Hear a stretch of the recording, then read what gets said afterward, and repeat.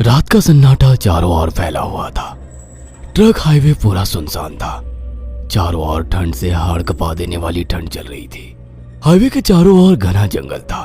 उसी हाईवे पर एक मर्सिडीज दौड़ रही थी। उसमें 3 लोग सवार थे, राहुल, निधि और उनकी 10 साल की बेटी तानिया। राहुल अपने दोस्त सैफ के घर ईद की पार्टी में शामिल होने के लिए गया था और पार्टी करके घर लौट रहा था। निधि ने मुस्कुराकर ड्राइव करते हुए राहुल से कहा, कुछ भी कहो राहुल, आज तो ईद की पार्टी में मजा आ गया। हाँ, मेरा दोस्त बहुत ही बिंदास और हंसी मजाक करने वाला व्यक्ति है। मैंने देखा उसके घर पर शहर की एक से एक बड़ी हस्ती थी, मगर फिर भी वो उन सबको इग्नोर करके हमें इम्पोर्टेंस दे रहा था। हाँ, देगा क्यों नहीं, आखिर मेरा दोस्त जो है। सच में राहुल, अमेरिका से इंडिया लौटकर बहुत अच्छा फील हो रहा है। वैसे तुम्हारा दोस्त सचिन अभी तक नहीं आया अमेरिका से? निधि की बात सुनकर राहुल चौंक कर बोला, ओह शिट यार, उसका फोन आया था कि वो इंडिया आ रहा है। उसने बोला था कि मुझे एयरपोर्ट पर पिक कर ले। निधि बहुत नाराज होगा वो। कोई बात नहीं, उससे बोल देना कि तुम्हें बिल्कुल याद नहीं रहा और फिर तुम्हें सैफ की इनवाइट की हुई ईद पार्टी में भी तो शामिल होना था। निधि ने इतना बोला ही था कि उसकी बेटी तानिया ने अपनी माँ की ओर देखकर कहा, मुझे भूख लगी है माँ, और प्यास भी। तानिया की बात पर निधि ने बुरा सा मुंह बनाकर उसकी ओर देखकर कहा, पार्टी में तो इतना खाया था तुमने, फिर भी भूख लगी है। निधि की बात पर तानिया ने मासूम सा चेहरा बनाकर कहा, कोई बात नहीं मम्मी, मुझे पानी ही पिला दीजिए। कितनी बार बोला है मुझे मम्मी मत बोला करो। पानी अभी नहीं है, आगे जाकर कोई शॉप पड़ेगी तो बोतल खरीद के दे दूंगी। निधि की बात पर राहुल ने मुस्कुराकर कहा, छोटी बच्ची है निधि, इतना नाराज होना सही नहीं है। राहुल ने इतना कहा ही था कि अचानक एक काली परछाई राहुल की कार के सामने आकर खड़ी हो गई। राहुल के पैर अचानक ब्रेक पर पड़ गए। गाड़ी तेज रफ्तार में थी। ब्रेक अचानक लगने से पलटते पलटते बाल बाल बची थी। राहुल के चेहरे पर भयानक ठंडी में भी पसीने की बूंद टपकने लगी। वो दोनों कार से बाहर निकल आए। निधि ने डरते हुए कहा, आखिर कौन था ये? ऐसा लगा जैसे कि कोई भयानक काली परछाई मेरे कार के सामने आकर खड़ी हो गई हो। वह दोनों काली रात के सन्नाटे में इधर उधर देखने लगे। तभी निधि को एक घने पेड़ के पास 2 चमकीली हुई आंखें दिखाई दी। उसकी आंखें बिल्कुल भेड़ियों की तरह लग रही थी। निधि ने चीखते हुए राहुल से कहा, राहुल देखो कौन है वो, जल्दी से गाड़ी में बैठो, मुझे बहुत डर लग रहा है। राहुल ने उस तरफ देखा तो उसके रोंगटे खड़े हो गए। वो दोनों गाड़ी के अंदर बैठने ही वाले थे कि अचानक एक अजीब सा चेहरा वाला भयानक सा आदमी बिजली की रफ्तार से उनके सामने आकर खड़ा हो गया। राहुल ने देखा कि उसका चेहरा बिल्कुल सड़ा हुआ था और उसकी आंखें भेड़िए की तरह चमक रही थी। उसके लंबे लंबे बाल उसके कंधे तक आ रहे थे और उसके दांत भेड़िए की तरह बाहर की ओर निकल रहे थे। हाथों की जगह नुकीले पंजे थे। राहुल को देखकर अजीब से अंदाज में हंसने लगा, मगर जैसे ही राहुल की नजर उसके कपड़ों पर गई, राहुल की आंखें फटी की फटी रह गई। वो हकलाते हुए बोला, भाईजान, भाईजान, मुझे माफ कर दो, मुझे छोड़ दो। राहुल ने इतना कहा ही था कि अचानक उस अजीब से दिखने वाले भयानक आदमी ने अपने पंजों से राहुल की गर्दन कसकर पकड़ ली और एक ही सेकंड में उखाड़ कर जमीन पर फेंक दी। राहुल के धड़ से लाल रंग का खून का फुहारा फूट पड़ा। इस भयानक मंजर को देखकर निधि के गले से एक जोरदार चीख निकल गई। निधि इससे पहले भागती कि अचानक उस भयानक दिखने वाले आदमी ने निधि को पकड़ लिया और अपने नुकीले पंजे उसके पेट में गड़ा दिए और उसकी अतड़ियां बाहर निकाल दी। निधि की एक दिल दहला देने वाली चीख सन्नाटे को चीर गई।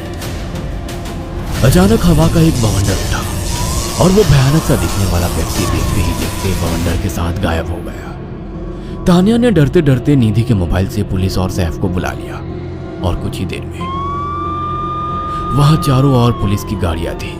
पुलिस ने राहुल के दोनों दोस्त सैफ और सचिन को वहीं बुला लिया। इंस्पेक्टर अर्जुन ने दोनों से कहा, मैंने ऐसी हत्याएं अपने करियर में कभी पहले नहीं देखी। ये काम तो ना किसी जानवर का लगता है, ना ही किसी इंसान का। सचिन कपकपाती हुई आवाज में बोला, आप कहना क्या चाहते हैं? कुछ कह नहीं सकता। जिस किसी ने भी इन दोनों को मारा है उससे एक बात तो साबित होती है कि वो इन दोनों से हद से ज्यादा नफरत करता था। अब सारी सच्चाई तो यह बच्ची ही बता सकती है। इतना बोलकर इंस्पेक्टर अर्जुन तानिया के पास चला गया, जो बेहद डरी हुई थी। तानिया ने आंखों देखी सारी घटना इंस्पेक्टर अर्जुन को बता दी। तानिया की बात सुनकर इंस्पेक्टर अर्जुन कंफ्यूज चेहरा लेकर मोबाइल पर किसी से बात करने लगे। सचिन इंस्पेक्टर के पास आ गया और सैफ भी डरता हुआ इंस्पेक्टर अर्जुन के पास आकर बोला, क्या हुआ इंस्पेक्टर? तानिया ने क्या बताया? उसने जो बताया वो काबिले यकीन नहीं है। उसकी बात पर किसी भी तरह से यकीन नहीं किया जा सकता। फिर भी कुछ तो बताया इंस्पेक्टर। हाँ, उस बच्ची के मुताबिक एक भूत ने निधि और राहुल को बड़ी बेदर्दी से मारा है। इंस्पेक्टर की बात सुनकर दोनों बुरी तरह से चौंक गए। क्या मतलब है इस बात का? बच्ची बेहद डरी हुई है। हम आगे की तफ्तीश जारी रखेंगे। निधि और राहुल तो चले गए, अब तानिया को मैं रख लूंगा। नहीं, राहुल मेरा अच्छा दोस्त था। तानिया अब मेरे साथ रहेगी। देखिए, बच्ची के माँ बाप अब इस दुनिया में नहीं है और आप दोनों भी शादीशुदा है। मुझे नहीं लगता कि आप दोनों बच्ची की सही से देखभाल कर सकते हैं। मेरी कोई औलाद नहीं है। मैंने अपनी पत्नी को फोन कर दिया है, वो भी IPS ऑफिसर है। ये बच्ची आज से मेरे साथ रहेगी। उसका मासूम चेहरा मेरे दिल में उतर गया है। अब तुम दोनों जा सकते हो। पूछताछ के लिए मैं जब भी तुम्हें बुलाऊं तुम दोनों आ जाना। इंस्पेक्टर ने ये बात बोली ही थी कि अचानक वहां पर मौसम बदल गया। चारों ओर काली घटाएं छा गई और एक भयानक बवंडर उठा और देखते ही देखते सब पुलिस वालों के सामने वो भयानक चेहरे वाला आकार सबके सामने खड़ा हो गया। उसको देखकर सबके रोंगटे खड़े हो गए। देखते ही देखते उसने अपने भयानक पंजे सैफ की आंखों में डालकर उसकी आंखें निकाल ली। सैफ ने चीखते हुए वहीं दम तोड़ दिया। उस भयानक आदमी को देखकर सचिन उसके पैरों पर गिर गया। तुम तो भाईजान से कपड़े पहने हो। मैं समझ गया, तुम भाईजान हो।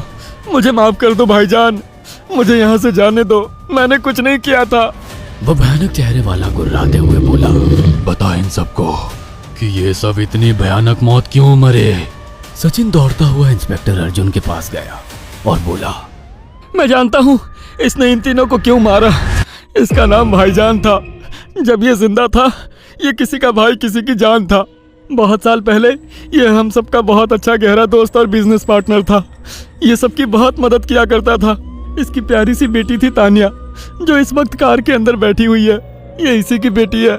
भाईजान अपने सारे पैसों से एक बहुत बड़ा हॉस्पिटल खोलना चाहता था जिससे गरीबों का मुफ्त इलाज किया जा सके, मगर हम तीनों इसके लिए तैयार नहीं थे। हमारी नीयत उसकी दौलत पर खराब थी और एक दिन हम सब धोखे से ईद के दिन भाईजान को यहाँ ले आए और इसे मारकर फेंक दिया। तो फिर तुम सबने इसकी बेटी को क्यों जिंदा छोड़ दिया? हमें बाद में पता लगा कि भाईजान ने सारी जायदाद अपनी बेटी के नाम कर दी है, इसीलिए हमने भाईजान की पत्नी को भी मार दिया। और तानिया का तुम 18 साल की उम्र पूरी करने का इंतजार कर रहे थे ताकि सारी जायदाद अपने नाम करा सको और बाद में उसे भी ठिकाने लगा सको। इसी के लिए तुम दोनों इस मासूम बच्ची को अपने साथ रखने की जिद कर रहे थे। जी, आपने बिल्कुल सही कहा। हम तानिया को भी इसी जगह लाकर मार देते। सचिन की बात सुनकर इंस्पेक्टर अर्जुन की आंखों में खून उतर आया। इंस्पेक्टर अर्जुन के कुछ कहने से पहले ही भाईजान बिजली की रफ्तार से इंस्पेक्टर अर्जुन की आंखों के सामने से सचिन को पकड़कर ले गया और उसके शरीर के टुकड़े टुकड़े कर दिए और हवा में उठे एक तेज बवंडर के साथ गायब हो गया। सारी घटना इंस्पेक्टर अर्जुन की आंखों के सामने हुई थी। तानिया को इंस्पेक्टर अर्जुन और उसकी पत्नी ने अपनी बेटी की तरह पाला। अगर आपको हमारी ये कहानी पसंद आई हो तो इसे लाइक और शेयर करना ना भूलें।